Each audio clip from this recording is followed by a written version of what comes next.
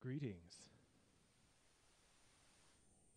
Desire is the fuel of expansion and evolution.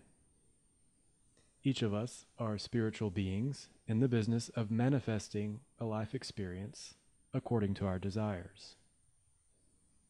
What are you manifesting? These forces are at work in our lives, whether or not we are consciously aware of them. To become a conscious creator means to take ownership of our own energetic atmosphere and to direct the currents of evolution and expansion in our lives. It's about living on purpose and creating on purpose. Through the teachings of Esther Hicks and Abraham, plus some language I've recently received from the luminous Matthias de Stefano, I've come to a way of understanding the 4 stages of the manifestation process that may be helpful to you in your journey. As I said, these phenomenon are already occurring for you. But if you're like me, it can be helpful to accomplish a deeper understanding of the system or matrix through which we operate. So without further ado, step 1 is expression.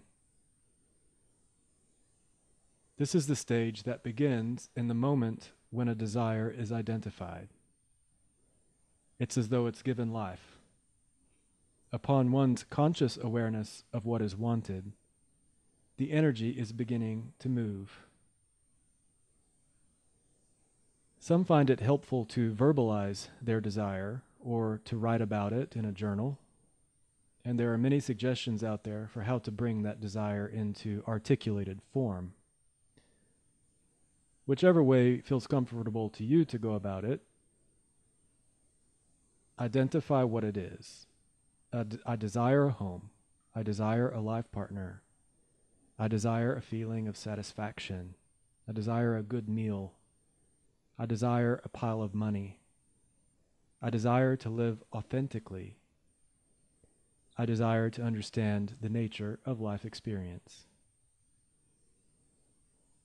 We are experiencing this process of identifying desire all day, every day, at one level of our consciousness or another. It spans from the general and seemingly mundane to the specific and exciting, but it's always there. Desire fuels movement. It may be worth saying here that our conditioning may lead us to suppress or ignore or deny or disown a desire. This can lead to all kinds of discomfort and disease over time. But our innermost desires and yearnings don't go away. So allow yourself to acknowledge your desire and become a witness to whatever comes up. Even if it doesn't make sense to you, or even if you ultimately take yourself into a different direction later, just allow desires to occur as they arise. Part of becoming a fully aware and integrated human being is coming into more and more clarity as to what you really want. We'll circle back around to this in a bit. So step 1 is to identify the desire and express it. It has been suggested that 17 seconds of focused attention in the direction of your desire sets in motion all of the universal forces and the neutrinos and all the cells of your physical body to bring you the thing that you've asked for. 17 seconds. At that point, you are ready to move into the second stage. Stage 2 is to receive, allow, and experience. Now that the idea or desire has been expressed, we experience its manifestation. This can be a tricky stage. If you're like me, your cultural conditioning growing up really didn't prepare you for what Abraham Hicks calls the receiving mode in the way that I'm expressing it here. If you're like me, you felt like lots of intense physical action was necessary in order to make the thing happen in your life. And I'm not saying that physical action doesn't happen, but it's inspired action. What I came to learn later in life was that the universe only speaks one language: yes. And all universal forces are at work in our lives rallying for our cause. The universe literally wants us to get what we want. So once your desire is acknowledged and expressed, it's very important that we allow the universal forces to do their work. Our work is to prepare ourselves for the receiving of what it is that we've asked for. It's about tuning perception toward the thing you want as though it has already come to you. It's beaming a signal to you about your path toward it. The imaginative feeling place of a desire being made manifest is a real thing. A lot of times I feel like in our culture, we don't see imagination as real, but it is very real. It can inspire all kinds of emotional responses inside you. So let's follow the example of the desire for a life partner.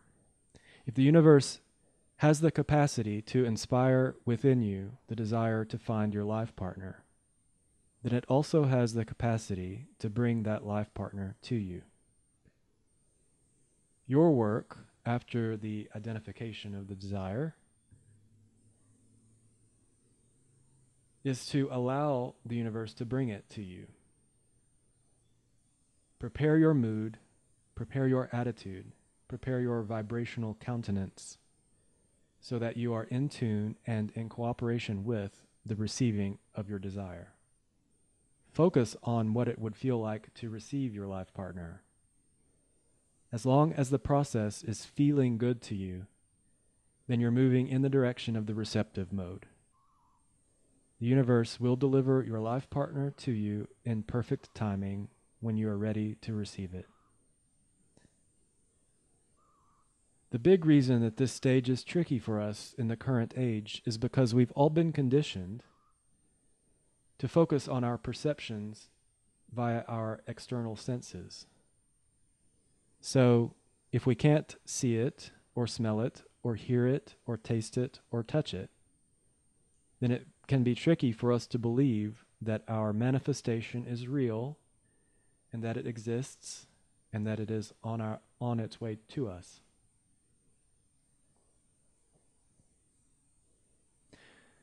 Doubt and split energy can be devastating in this manifestation process. Because if you look around and observe that your life partner hasn't arrived yet, and then you doubt that he or she exists, and then you doubt that you're going to receive them, then the universe cooperates with your doubt. The universe supports you in the belief that you are not in the receptive mode of your partner. Remember, the universe only speaks one language: yes. It is absolutely consistent in its support of you, even if it's supporting your lack. As humans, we perceive that certain events in our lives are to our detriment. We can't imagine how we could have brought that upon ourselves. But there's a sort of transcendent objectivity to the universal force. So you simply cannot be focused on the lack of something and then simultaneously be tuned in to the receiving of it.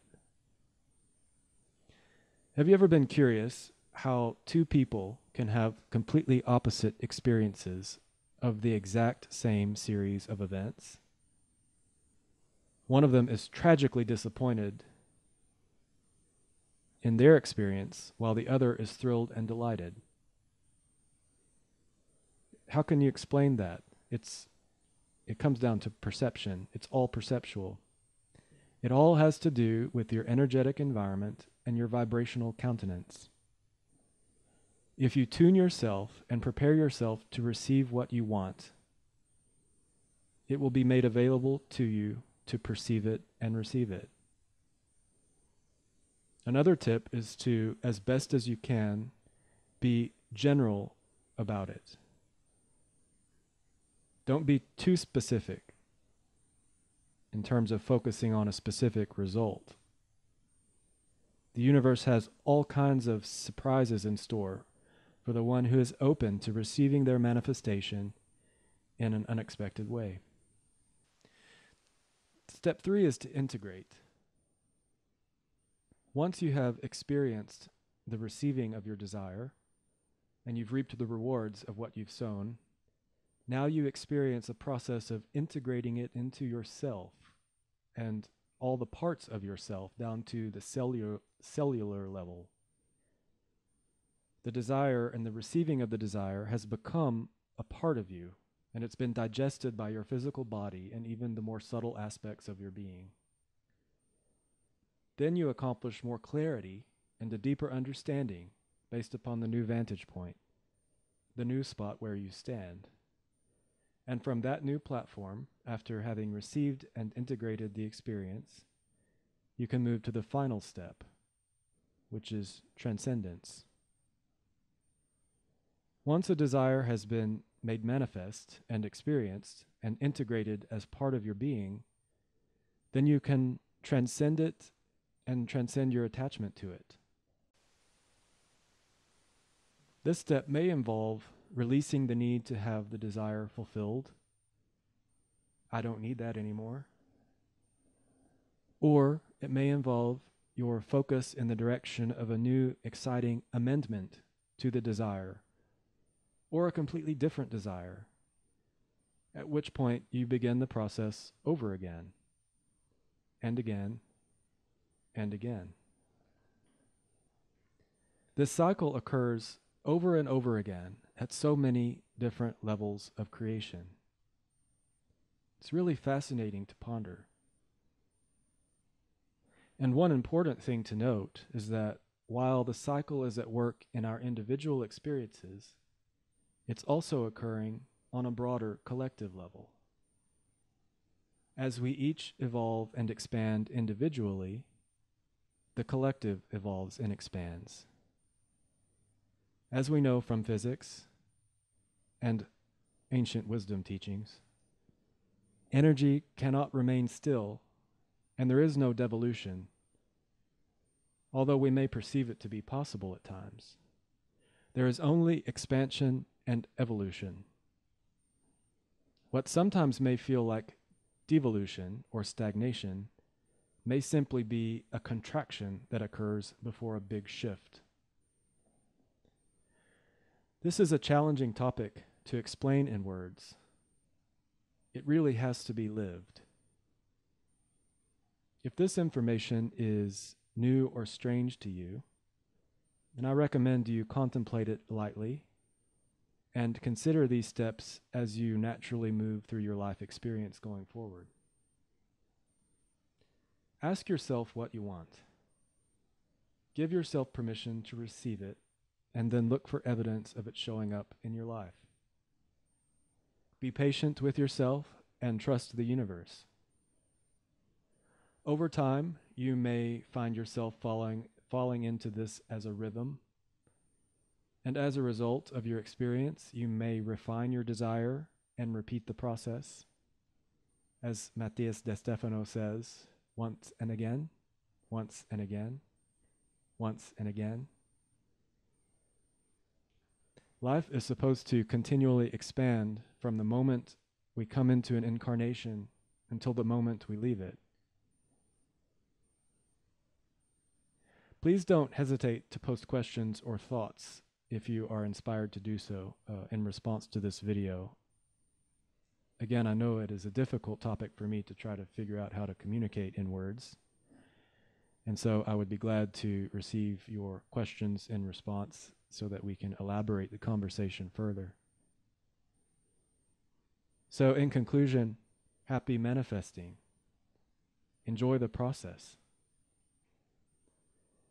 This has been episode 5 of the Love Joy LoveCast, sending you love and light until we meet again.